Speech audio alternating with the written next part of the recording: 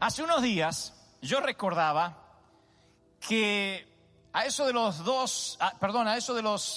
5 o 6 años de edad, yo empecé, iba a decir el segundo grado de la escuela primaria, tal vez 6 o 7 años de edad, yo empecé a tartamudear y fui torpe de lengua durante muchos años de mi niñez, hasta aproximadamente los 13 o 14 años, aunque les parezca increíble.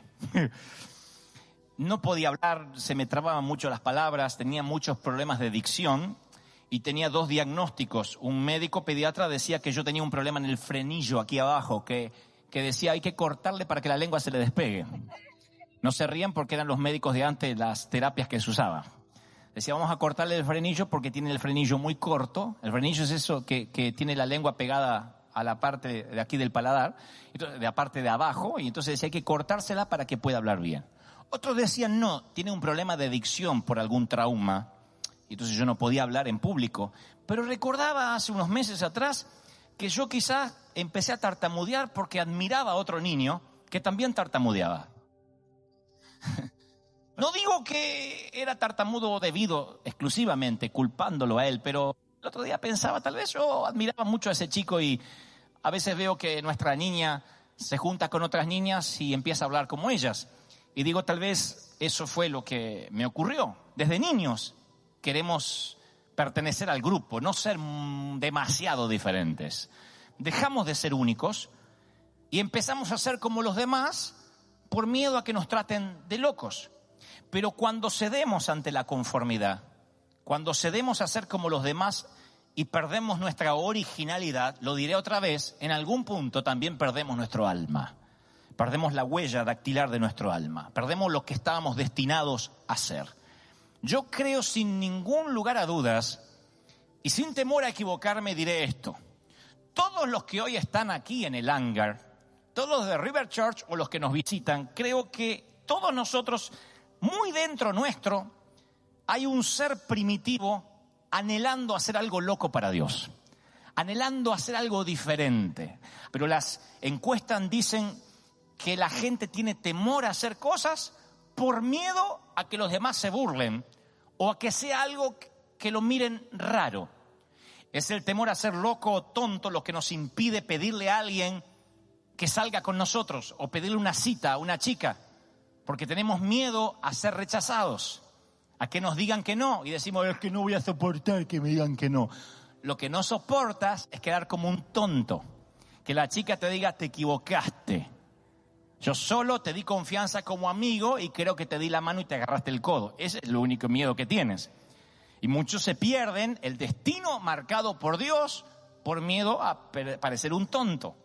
Es el miedo a parecer tonto, a parecer loco, lo que nos impide cambiar de carrera o profesión. Porque hay gente que dice, la gente va a pensar que no sé qué es lo que quiero en la vida. Mi papá va a pensar que invirtió dinero en mí y ahora cambio. Y entonces, en lugar de hacer lo que les gusta, están prisioneros de un empleo que odian, se arrastran del lunes al viernes esperando el fin de semana a cambio de un salario y son esclavos, nada más que pagos, pero esclavos al fin, porque el miedo a parecer tontos o locos les impidió tomar una decisión. La fe, como hablé en el mensaje, el riesgo de la fe es estar dispuesto a parecer loco. De Noé pensaban que era un tonto cuando construía el arca en el desierto. De Sara parecía una tonta, una loca comprando ropa de maternidad a los 90 años. Los israelitas parecían tontos, dando vuelta con un shofar en derredor de unos muros. David parecía tonto, atacando a un gigante con una honda. Los sabios parecían tontos, locos, persiguiendo una estrella. Pero esa es la esencia de la fe. ¿Saben por qué algunos nunca han caminado sobre las aguas? Nunca han seguido una estrella, nunca han matado a un gigante, nunca han derribado muros, por la sencilla razón que no están dispuestos a dar la impresión de que son tontos. Y Dios les pide un paso de fe, una locura para todos tus parientes, pero no lo quieres hacer por el miedo al que dirán. La Biblia dice en 1 Corintios 1:27, este es el modus operandi de Dios, se los voy a regalar esta mañana.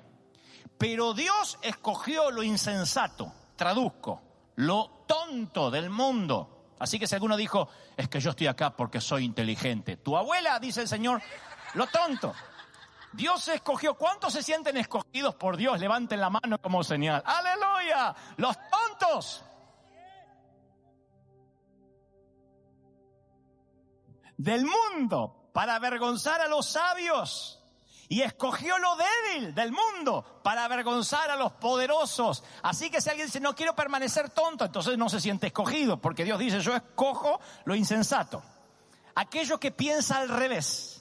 Aquello que nadie dio $1, a esos Dios escogió. ¿Están conmigo, sí o no? Hace quizás unos, no quiero equivocarme ni mentir, pero 3 o 4 años yo leí un estudio acerca del pensamiento divergente, así se llama. El pensamiento divergente es la originalidad intelectual. O sea, es el pensamiento creativo que va contrario a la intuición, al sentido común. Es pensar fuera de los límites establecidos. Einstein era así. Steve Jobs era así. Steven Spielberg es así. Pensemos en algo diferente, dijo Spielberg. Hagamos una película con un tiburón. Y decían, no podemos tener un tiburón. No había en aquel entonces tecnología digital. Hoy a través de la tecnología digital pueden crear un King Kong en una pantalla verde y tú crees que está ahí. Pero cuando Spielberg hizo Tiburón, él se paró delante de los productores de Universal y les dijo, voy a hacer una película donde todo se basará en un tiburón. Y le preguntaron, ¿cómo vas a adiestrar a uno? Y él dijo, no adiestraré, tendremos uno de metal, uno con goma por fuera. Ni siquiera era un animatronics que salieron después.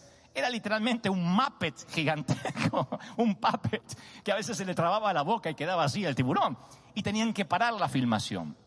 Pero de pronto, por pensar fuera de los límites establecidos, por tener lo que se llama un pensamiento divergente, loco, recreó o redireccionó el cine tal como lo conocíamos.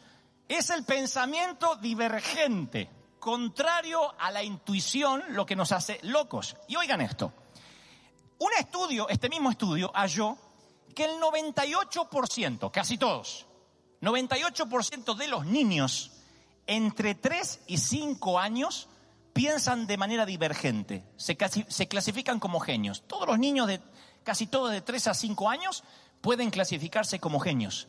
O sea, no creen que nada sea imposible, nada. Ustedes agarran a un nene de 3 a 5 años y le dicen, ¿querés ser astronauta? Sí. O por ahí voy a ser Superman. O cowboy, o policía, bombero, basurero. Él puede ser cualquier cosa. No está pensando, y esto no puedo porque no tengo la documentación necesaria por mi genética, mi genealogía y mi geografía por donde vengo. La topografía no me lo permite. Eso no se le ocurre a un niño. De 3 a 5 años tienen un pensamiento divergente, se les considera genios. Entre los 8 y 10 años el número desciende al 32%. Cuando son adolescentes el número baja al 10%, ya solo 10% piensa diferente. Y están medio loquitos.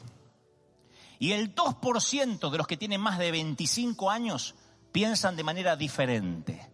Cuando los niños tienen de 3 a 5 y la maestra les dice, ¿cuántos artistas hay en esta clase? Levantan la mano todos. Porque cualquiera que haga un garabato es un artista. Nosotros tenemos niños de esa edad y ellos creen cualquier cosa. Mi niña cree que va a ser princesa, literalmente. ¿Qué vas a hacer cuando sea grande? Dice princesa. Así que yo ya le estoy buscando el sapo para que bese. Porque va a necesitar un príncipe, supongo, ¿no? Entonces prefiero elegir yo el sapo ahora cuando es chiquito y lo voy criando y le doy moscas. ¿Qué nos pasó después en la vida? Y ya no pensamos diferente. Las mujeres aquí ya no sueñan con ser princesas, creo. Los varones ya no queremos ser astronautas, ni policías, ni conquistar el mundo como Pinky celebró. De pronto nos agarró una gran dosis de racionalidad. Y como dijo alguien, desde la cuna a la tumba nos van presionando para que seamos iguales a los demás. Para que ya no tengamos un pensamiento divergente. Ahora pregunto. ¿Han notado la cantidad de cosas descabelladas y locas que hay en la Biblia? Las historias descabelladas. Algunas les estaba repasando algunas ayer. Ezequiel 4:12. Dios le pide a Ezequiel que cocine, que use como combustible estiércol durante 390 días. No que coma estiércol, sino que use el estiércol como combustible. Si creen que eso es loco, esperen ver una burra hablándole a Balaán. Diciéndole, no me pegues más, ¿no entendés lo que Dios te está diciendo? Mira, para que te hable una burra. Tengo un montón de chistes que se me ocurren, pero no voy a decir. Números 22, 28. Le dice a Oseas que se case con una prostituta, un hombre que se guarda virgen, puro. Dios le dice, ve al bar nocturno y elige a una mujer que cobre por los favores sexuales que dispensa a los hombres. ¡Oh! Y lo dije en forma poética, Dios no se lo dijo así. Dios dijo, búscate una ramera. Dice, pero es que a Dios le encanta la variedad. Él siempre actúa de manera divergente. Él quiere que hagamos cosas completamente diferentes a la normalidad. Y el Evangelio, la Biblia, yo veo diversidad hasta en los milagros. Fíjense cómo el Señor sanaba. Ahora, vamos a cualquier cruzada de milagros y siempre la misma música, la misma forma, en el mismo lugar, los mismos testimonios, en el mismo orden. El Señor sanaba de maneras completamente diferentes porque Dios es creativo y le encanta la diversidad. Cuando Él dice que vino a liberar a los cautivos, habla mucho más que liberarnos del pecado. Él vino también a sacarnos la camisa de fuerza psicológica, la camisa de fuerza que nos ha querido meter la religión, liberar el potencial que hay en nosotros. Liberar a los locos que tenemos adentro, que algunos los guardamos dentro de un hombre correcto, de una mujer correcta. A mí no me gusta la gente correcta. Me gustan los locos porque solo los locos marcan la historia. Los locos determinan el cambio, el rumbo de un país, una atmósfera espiritual, cambian el clima. ¿Cuántos lo creen? Díganme amén. Ahora, una vez en Argentina, en Buenos Aires, me hicieron un reportaje. Creo que uno de esos periódicos están allí en un cuadro, en un sitio en la oficina, en nuestra oficina. Y ese periódico me define con un adjetivo que en su momento no me gustó, me chocó. El periodista eligió un adjetivo muy interesante para describirme. Él puso, es un pastor, no era un pastor, me puso, es un predicador extravagante. Y en el diccionario, extravagante, el sinónimo es estrafalario, diferente en el modo de pensar y diferente en las acciones al resto de la humanidad. Entonces en aquel entonces a mí no me gustó, pero luego con tantos años de seguir las huellas de Cristo, me empecé a preguntar si acaso nosotros no tenemos una versión demasiado civilizada y aséptica de lo que es seguir a Cristo. Me pregunto si no nos hemos vuelto ciegos a lo extravagante y estrafalario que era Jesús. Tocaba a los leprosos, defendía a las adúlteras, le lavaba los pies a los discípulos, daba vuelta a las mesas en el templo, hablaba con samaritanos, iba a fiestas con recaudadores de impuestos, se la pasaba ofendiendo a los fariseos. A Jesús no le decían, le falta amor, los ofendía. Sepulcro le decía, víboras. No a ustedes, a los fariseos. Yo a veces le contesto a alguno que critica y dice, hermano, quédese callado como el Señor, que fue mudo al matadero, tu abuela mudo al matadero. Cuando los fariseos le hablaban, le decía, sepulcros blanqueados, generación perversa, los ofendía. Era estrafalario, extravagante. ¿Por qué creen que cuando fue a una sinagoga casi lo matan? Porque era estrafalario, tenía un pensamiento divergente, era loco. Nuestro Jesús está y estará loco siempre. Completamente diferente. Ahora, ¿cómo le sacamos partido? ¿Cómo le sacamos el jugo a esta condición de extravagantes? A esta rareza natural que todos tenemos, algunos ocultos y a otros que se les nota más. Y bueno, tenemos que regresar a ese tiempo en el cual el 98% de nosotros éramos genios y todos decíamos que éramos artistas. Tenemos que volver a hacernos como niños. Una de las palabras favoritas mías es neotenia. Existe la palabra neotenia, deriva del griego neos, que significa nuevo, fresco, juvenil. Neotenia, la definición exacta del diccionario de la Real Academia Española, es la retención de cualidades juveniles durante la vida adulto. La retención de cosas juveniles mientras que eres adultos. Y Warren Bennis escribe que la neotenia va más allá de tener un aspecto exterior juvenil, aunque es muy frecuente que esto forme parte de la neotenia. Pero dice, es la retención de maravillosas cualidades que siempre se asocian con la juventud. Los que conservan al niño interior son abiertos, dispuestos a arriesgarse, hambrientos de conocimientos, experiencias, valientes, ansiosos, porque quieren ver qué nuevo trae cada día. Se mantienen respirando porque el sol va a salir mañana y quién sabe lo que la marea va a traer. ¿Están conmigo, sí o no? Ese es el que conserva cosas de la juventud. Ahora, la neotenia se encuentra en el corazón de las Escrituras, en el corazón del reino de Dios. Les aseguro, y aquí no habla Warren Bennis, les aseguro, aquí habla el Señor, que ustedes también, a menos que cambien, hay una versión que dice, a menos que revoquen, que inviertan el sentido, a menos que cambien y se vuelvan como niños, no entrarán en el reino de los cielos. Jesús, a menos que sean como niños, y esto no es andar haciéndose encima y comiendo papilla, habla de una actitud de la vida. El reino de Dios es niñocéntrico. La forma que crecemos espiritualmente es volviéndonos más parecidos a los niños cada día, creyéndole cualquier cosa a Dios.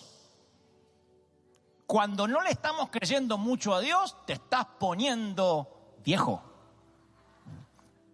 Vieja, no te pongas vieja. Viejo, no te pongas viejo. Si la fe se te está achicharrando, si la credibilidad en Dios se te está milanando y achicando, es porque te estás poniendo viejo. Y no hablo de arrugas ni del físico, sino viejo en el alma, viejo en el corazón. Los niños creen cualquier cosa, no creen que nada pueda ser imposible. Y hay que recuperar esa carencia de límites que había en la niñez. Recuperar ese Dios ilimitado para que tengamos sueños y visiones ilimitadas. ¿Cuáles son los límites que escuchamos? Pastor, tengo que pensar en mi familia, ya soy un tipo grande. Pastor, es que a esta edad no puedo hacer locura, yo ya tengo 32. Es que invertí mucho donde yo estoy y ya pisé los 40. ¿Cómo voy a hacer semejante locura? No tengo edad para andar soñando.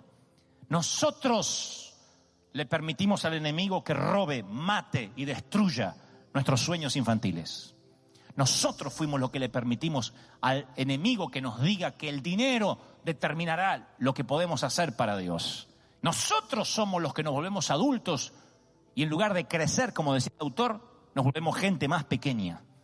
La Biblia dice, el Señor dijo, el que se humilla como este niño será el más grande de los reinos de los cielos, en el reino de los cielos. Mateo 18:4. La humildad de un niño desarma a cualquiera. No tienen inhibiciones, no hay agendas escondidas. Hay una humildad que no fue diluida, no saben de timidez, no saben de complejos. Así era el huerto del Edén antes de la caída. El huerto del Edén antes de la caída era una colonia nudista. Alguien dijo aleluya. Era una colonia nudista. No había inhibiciones. No había vergüenza. Nadie se sentía avergonzado. Pero apenas desobedecieron, en ese momento se le abrieron los ojos y tomaron conciencia de su desnudez. ¿Cómo saben que están desnudos?, les dijo el Señor. Porque antes del pecado no había vergüenza. La vergüenza es parte de la maldición del pecado. Por eso estamos siempre, no, ¿qué van a decir? No, es el miedo al qué dirán, lo que no nos permite dar pasos de fe, lo que no nos permite confesar, lo que no nos permite arrepentirnos. Es el miedo a que nos digan que estamos locos o que somos tontos. Y el Señor dice la Biblia en Efesios 5:18, Pablo le escribe a Éfeso y le dice, no se emborrachen con vino, lo cual lleva al desenfreno. Al contrario, sean borrachos o sean llenos del Espíritu. O sea, que cuando uno está lleno del Espíritu, uno empieza a entender la filosofía de un buen cristiano que crece saludablemente. Cada vez me importa menos lo que piense la gente de mí y me importa más lo que piense Dios. Eso es lo que hace a un cristiano loco, calibrado con el corazón de Dios. Deja de tomarte tan en serio. Toma más en serio a Dios. No te tomes tan en serio.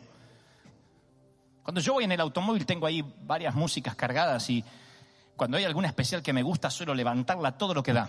Si estoy de ánimo. Y el auto hace...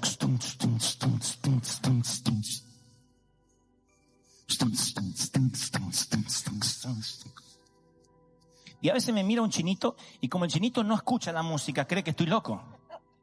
Ahora mi pregunta es, ¿quién es el más loco? ¿El que no oye la música o el que la está oyendo? Hay un viejo proverbio que dice, los que no oyen la música piensan que el que danza está loco. Eso es lo que le pasó a David. David oía la música celestial y danzaba cuando entraba el arca a Jerusalén. Y Mical, la mujer, no podía escuchar ninguna música. Si nosotros tuviésemos un oído ultrasónico que nos permitiera sintonizar la frecuencia y escuchar a cantar a los ángeles, la frecuencia de los cielos, estaríamos danzando, flotando todo el día. Pero como no estamos orando, como no estamos espiritualmente calibrados con el Señor, no escuchamos nada. Entonces nos levantamos lunes a la mañana. Voy a hacer un café.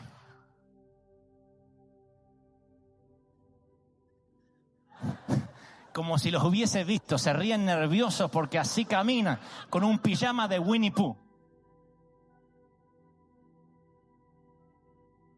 Porque no escucha la música. El que está en oración, el que está calibrado con el Señor, dice, este es el día que hizo el Señor, y se levanta y empieza a cantar y a adorar y se hace el café. Y vive feliz, porque escucha la música. Y la gente debe decir, pero está loco, un lunes a la mañana sonriendo, es que estamos locos. Y cuando uno está loco por el Señor, ve lo que otro no puede ver. Percibe lo que otro no puede percibir. Siente lo que otro no puede sentir. ¿Cuántos dicen amén? Voy a terminar con esto. Pasen los músicos, por favor. Alguna vez creo que se los conté y se los diré otra vez. En Rocky 3, la película Rocky 3, Balboa se está refinando, se está ablandando. El personaje que interpreta a Sylvester Stallone en la saga de Rocky logró fama, logró dinero y perdió el fuego con el que peleaba. Y Mickey, su entrenador, le dice, te pasó lo peor que le puede pasar a un boxeador. Te civilizaste. Perdiste el fuego para pelear. Y yo temo que Jesús precisamente nos está diciendo eso. Se civilizaron. Este no es el evangelio, te civilizaste. En la Biblia los únicos civilizados eran los fariseos. Juan el Bautista era un personaje salvaje, hay que ver lo que comía y cómo se vestía. Creo que Jesús reclutó 12 tipos salvajes también sin domesticar. Creo que todo el evangelio y la Biblia son gente que pensó diferente. Gente con ese anhelo primitivo de hacer algo loco, distinto para el Señor. Gedeón era diferente, Abraham era diferente, Moisés era diferente, Pedro lo era, Juan lo era, Mateo lo era. Eran diferentes, tipos distintos. Y cuando te toque partir y cuando alguien oficie tu funeral, y espero que yo no sea ese, Dios permita que pueda contar una buena historia de ti y que pueda decir, ¿sabes? Era diferente, era distinto. Hay un hueco que quedó cuando Él se fue o cuando ella desapareció de esta tierra. Ya no camina con nosotros y lo echamos de menos. No solo que digan cosas como, bueno, era un buen papá, era una buena mamá, sí, un buen hijo. Eso es la normalidad, se supone que deba ser todo eso. Pero hablo de anormalidad, de algo diferente. Haberle creído a Dios sin dinero, por ejemplo, eso es algo diferente. Haberle creído que Dios te podía usar cuando no tenías capacidad, eso es algo diferente. Enseñarle a los que creyeron enseñarte, eso es algo muy diferente también. Crecer y crecer y crecer y bautizar gente y celebrar santas cenas con una iglesia que empieza a ser modelo para todos los que la miran y no tener un edificio fijo, eso es ser muy diferente. Tan diferentes que Dios le regala a esa gente distinta el privilegio, la providencia de levantar su trono en el medio y decir, me he buscado un hombre, una mujer que se pare en la brecha y que cambie la forma de pensar, que cambies tu vida tal como la conocías. Vive de modo tal que digan que estás un poco loco. Tira la cordura por la borda por única vez, se los vengo diciendo hace 2 domingos. Arrojen lo conservador al otro lado del río y vivan como niños, piensen como niños, sueñen como niños, créanle a Dios como niños, enamórense como niños, como adolescentes. Porque cuando dejen de estar enamorados dejarán de brillar, y cuando dejen de brillar comenzarán a envejecer, y cuando envejezcan se habrán ido de esta tierra aún antes de que vuestro nombre esté grabado en un mármol. No todos los certificados de defunción dicen la verdad. Hay gente que muere muchos años antes de bajar al sepulcro. No todos los que respiran están vivos, y no todos los que han muerto han vivido en realidad. Mereces llegar a la muerte. Si es que la venida de Cristo no te sorprende y te encuentra a la muerte, si te vas a encontrar a la parca, que llegues diciendo, me vas a llevar, pero de pie. He peleado, he sido el último samurái. He ido en contra de los pronósticos, de las diagnosis, de lo que me han dicho que debiera ser. Y fui lo que Dios quiso que fuera.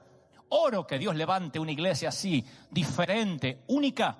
Y que cuando vengan de las naciones, no vengan a escuchar a este servidor, sino que se conformen con verlos a ustedes. Vengo a ver los Sugieres de River Church porque me dijeron que son diferentes. Vengo a ver el coro porque me dicen que no hay grandes voces, pero hay una unción cuando canta diferente a las que yo haya conocido. Vengo a ver a los de seguridad.